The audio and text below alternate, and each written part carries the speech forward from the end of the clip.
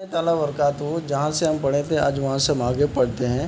نابینائے ایک نابینا ایک اندھا آدمی در شب رات میں تارے چراغ چراغ کی بتی در دست ہاتھ میں و صبح صراحی، صبح کا مطلب ہوتا ہے صراحی، بردوش کندھے پر گرفتار رکھا در بازار میں رفت اور بازار چلے گیا۔ مطلب کہ ایک اندھا آدمی چراغ کو ہاتھ میں لیا اور صراحی کو کندھے پر رکھ کر بازار چلے گیا۔ شخص عضو پرسید، تو ایک آدمی اندھے سے پوچھتا ہے کہ اے احمق، اے پاگل آدمی، روز و شب در چشم تو یکساں است۔ اے اندھا آدمی، تیرے نظر میں رات اور دن دونوں برابر ہیں۔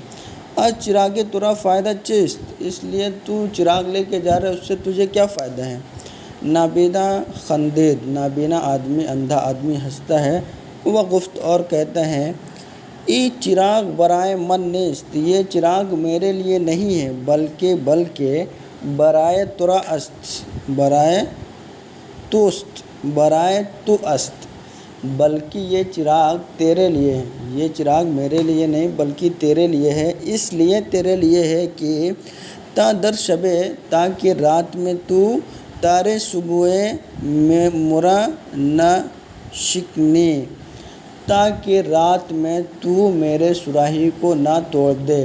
اگرچہ میں اندھا ہوں، میں اندھا ہونے کے ساتھ ساتھ اگر میں رات میں چراغ لے کے نہیں جاؤں گا تو تجھ کو بھی نہیں دکھے گا، اور جب تجھ کو بھی نہیں دکھے گا تو تو میرے صراحی کو توڑ دے گا۔ تو اس کا مطلب یہ ہے کہ ایک آدمی جو رہتا ہے وہ اندھا رہتا ہے، اور پھر رات میں ایک چراغ اور ایک صراحی کو لے کے جاتا ہے، تو ایک آدمی اس کو دیکھتا ہے اور پوچھتا ہے کہ اے پاگل آدمی، تو اندھا ہے، تیرے نظر میں دن اور رات سب برابر ہے، پھر اس چراغ کو لے کر تجھے کیا فائدہ ہے؟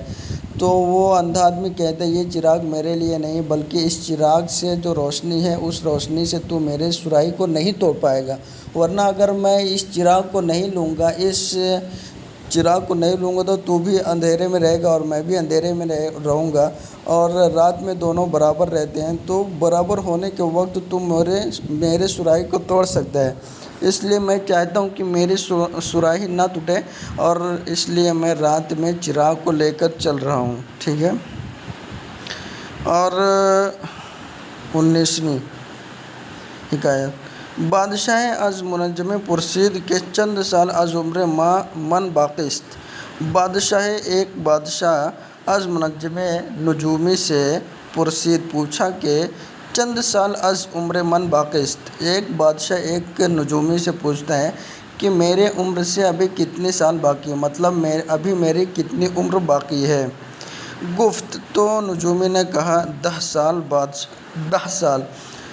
نجومی نے کہا کہ بادشاہ آپ کی ابھی 10 سال باقی ہے۔ بادشاہ بسیار متفکر گردید، بادشاہ بہت زیادہ سوچ میں پڑ گیا۔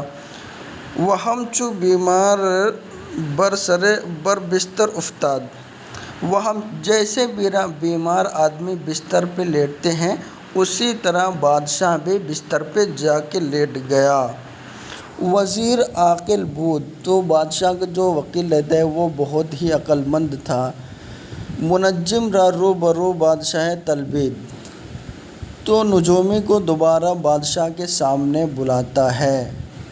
وہ پرسید، اور پھر بادشاہ اسے پوچھتا ہے، کیا پوچھتا ہے کہ چند سال از عمر تو باقی است، کہ اب تو یہ بتا کہ ابھی تیری عمر کتنی باقی ہے؟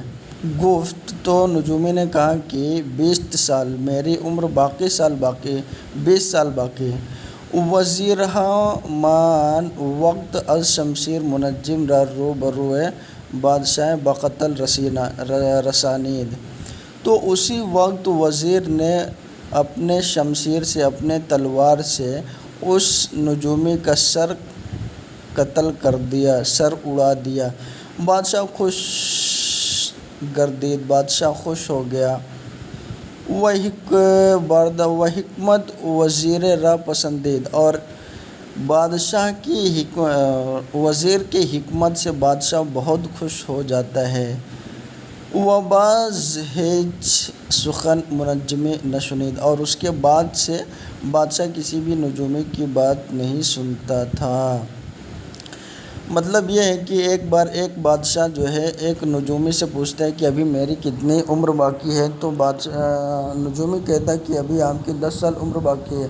بادشاہ بیچارہ ٹینشن میں آ کر جس طرح بیمار بیڈ پہ لیٹتے ہیں اسی طرح بیڈ پہ لیٹ جاتے ہیں، اور پھر اس کا وزیر بادشاہ کے سامنے نجومی کو دوبارہ بلاتا ہے، تو بادشاہ اسے پوچھتا ہے کہ تمہاری عمر کتنی باقی ہے؟ تو یہ جو شاعر رہتا ہے، نجومی رہتا ہے، وہ کہتے ہیں کہ میری عمر ابھی 20 سال باقی ہے۔ تو وزیر کو غصہ آتا ہے، وزیر اسی وقت اس نجومی کو قتل کر دیتا ہے۔ اس کا مطلب یہ ہے کہ جب بادشاہ کی عمر 10 سال باقی ہے تو تمہاری عمر 20 سال کیسے باقی رہے گی؟ بادشاہ سے تھوڑی عمر تمہاری زیادہ ہو سکتی ہے۔ اس کا مطلب یہ ہے۔ نقاشی در شہر رفت۔ نقاشی مطلب تصویر، نقش کرنے والا ہے، اسکرائب مطلب جو لوگ نقشہ بناتے ہیں، جو لوگ لکھتے ہیں نا وہ لوگ۔ وہ ایک شہر میں جاتا ہے، وہاں جب پیشہ طبابت کا مطلب ہوتا ہے حکیمی، مطلب جو لوگ حکیم بن جاتے ہیں نا۔ تو ایک نقاش آدمی ایک شہر میں جاتا ہے، اور وہاں جا کر نقاش آدمی وہ کیا کام شروع کرتا ہے؟ حکیمی کا کام شروع کر دیتا ہے۔ آغاز کرد مطلب شروع کر دینا۔ بعد چند روز شخص از وطن او در آ شہر رسید۔ تو ابھی یہ جو نقاش آدمی جس گاؤں سے آیا ہے، اسی شہر سے ایک آدمی جہاں پر یہ آدمی حکیمی کا کام شروع کرتا ہے، اس گاؤں میں یہ نقاش کے گاؤں سے ایک آدمی آتا ہے۔ مطلب جہاں پر جس گاؤں کا نقاش رہتا ہے اسی گاؤں سے ایک آدمی ابھی جس گاؤں میں نقاش کام کرتا ہے اس گاؤں میں پہنچتا ہے۔ رسید و او را دید، اور پھر نقاش کو دیکھتا ہے، وہ پرسید اور پوچھتا ہے کہ حالاً چه پیشہ می کنی، ابھی تو فی الحال کیا کام کر رہا ہے؟ گفت، تو یہ کہتا ہے جو ہمارا نقاش آدمی وہ کہتا ہے کہ طبابت، میں ابھی حکیمی کا پیشہ کرتا ہوں۔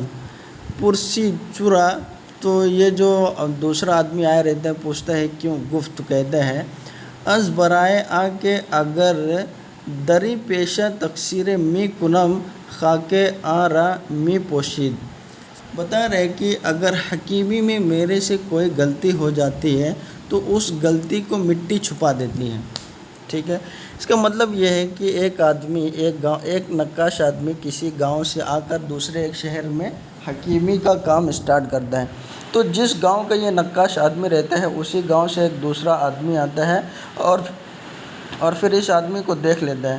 تو اس آدمی کو دیکھنے کے بعد پوچھتا ہے بھائی آپ ابھی کیا کام کر رہے ہو؟ تو یہ آدمی بتاتا ہے کہ دیکھو میں ابھی حکیمی کا کام کر رہا ہوں۔ تو یہ دوسرا والا آدمی پوچھتا ہے کیوں تم ایسے کیوں حکیمی کا کام اسٹارٹ کیے؟